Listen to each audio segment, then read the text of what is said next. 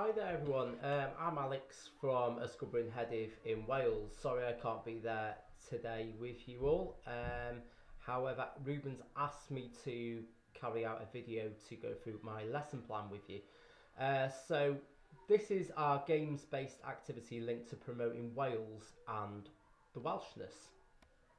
And we've been fortunately very lucky to be able to trial this already in school throughout Welsh Week.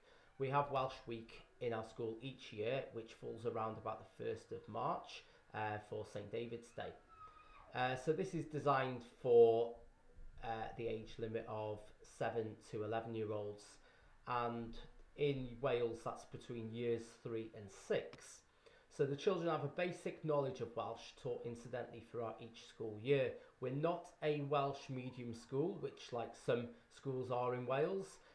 But the vast majority of Wales schools are English medium, where we incidentally teach Welsh lessons and promote the language.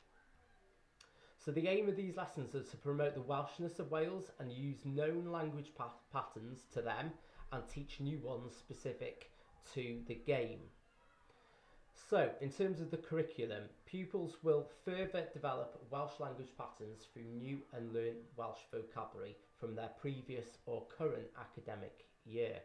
Pupils will be discussing and choosing known Welsh landmarks and icons and associates to weave into their game.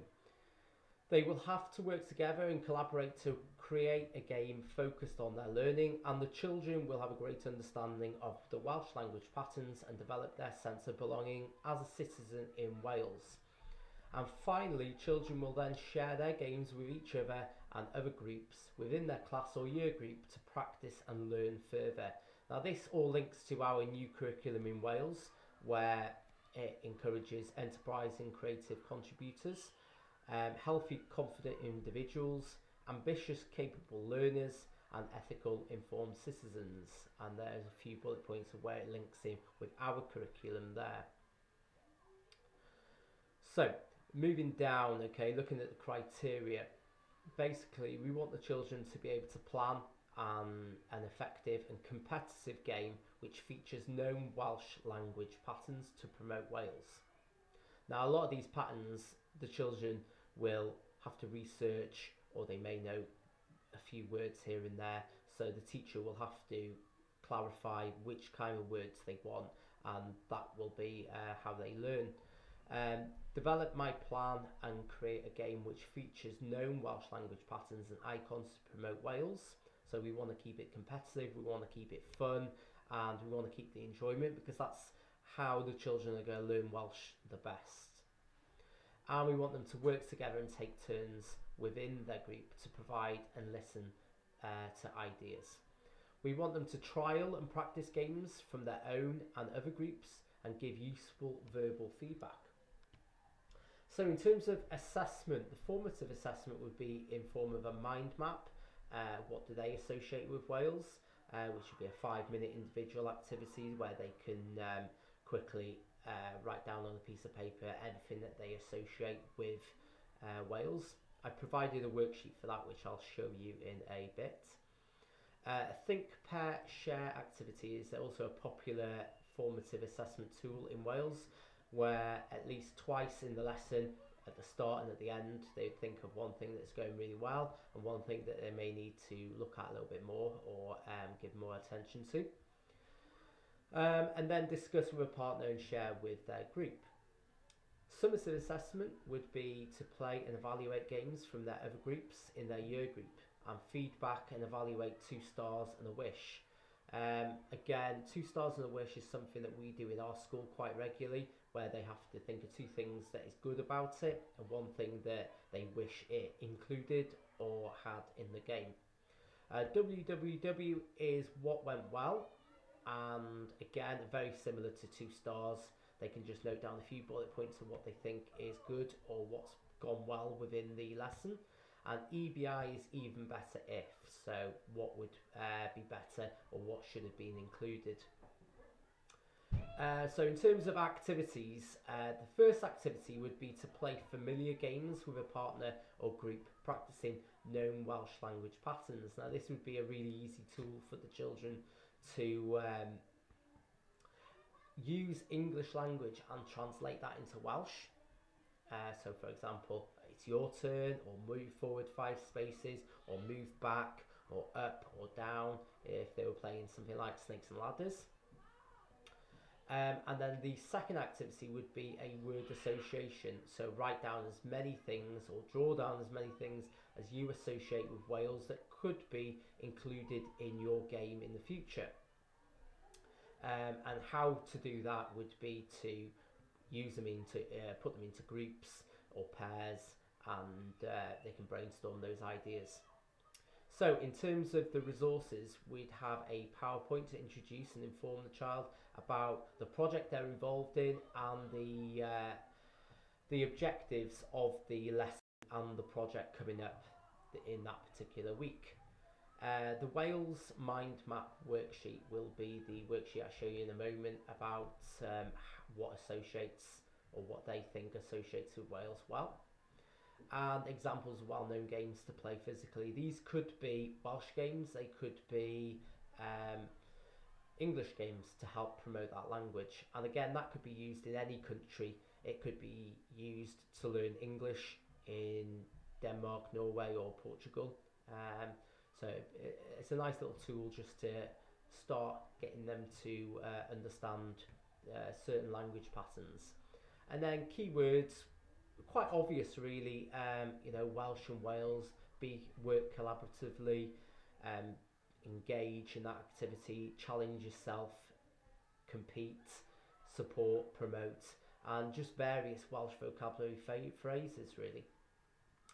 So I did say I'd go through some of the activities that I had set up now, if I can find them. Okay, so this is an example of a Welsh game. Now, some of the children higher up the school in year 5 and 6 would be able to give that a good go. So for example, dechrau is start and gorffen is finish, and then there's instructions as you go throughout by using a dice and counters and moving through. The association with Wales worksheet is this one here, where they would have to brainstorm as many ideas or pictures. You could use English or Welsh vocabulary. Again, if you were doing this in Denmark, you could use English and Danish vocabulary, for example. And then I wanted to give you an idea of maybe what the expected outcome would be at the end of the week. So this is an example of a game that has been created in Wales, which is quite nice to see. This is or has been created by another school by the looks of things, but it was a good example I could find of what I'm trying to gain by the end of the week. So this is in English for everybody to see, but obviously in our school we'd want it to be as much in Welsh as you could. So it's talking about certain aspects of Wales and promoting that Welshness. But it looks really effective as well, bright and colourful. And then I also wanted to go through the examples of what we did. So I took a few pictures of the schools doing this in our school during the week, and it went down really well. So we had everybody in year 3 to 6 for the week developing their own games. So I'm not sure if you can see these pictures here quite well, but if I zoom in a little bit more, okay, the children had that brief that I gave all teachers at the start of the week, and they created their own games step by step. And I've been inspired from what I saw in Denmark and the activities there, so that was able to fuel a whole week's learning for our children, which was brilliant. So thank you for that. As you can see, the children really got into the activities and really thoroughly enjoyed making the games from them as well. Lastly, to support that, I also created a PowerPoint for the teachers to show their children. So as you can see, it is just a little bit of information about our project, so the children felt a sense of belonging to the Erasmus project, and a little bit of history about how we as a school have been involved in projects before. I then wanted to link to the children having an input in the Erasmus project.